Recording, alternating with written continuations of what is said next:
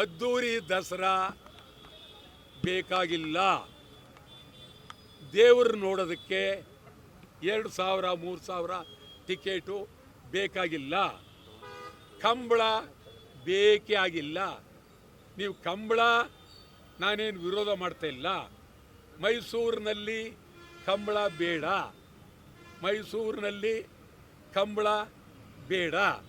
ಕಂಬಳ ಮಂಗಳೂರಿನಲ್ಲೇ ನಡೆಸ್ಕೊಡಿ, ಅಲ್ಲಿ ಅದ್ದೂರಿಯಾಗಿ ಮಾಡಿ.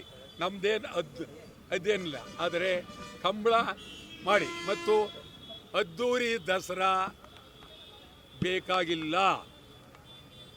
ದೇವರು ನೋಡೋದಕ್ಕೆ 2,000 3,000 ಟಿಕೆಟು ಬೇಕಾಗಿಲ್ಲ. ಕಂಬಳ ಬೇಕೇ ಆಗಿಲ್ಲ. ನೀವು ಕಂಬಳ ನಾನೇನು ವಿರೋಧ ಮಾಡ್ತಾ ಇಲ್ಲ. ಮೈಸೂರಿನಲ್ಲಿ ಕಂಬಳ ಬೇಡ.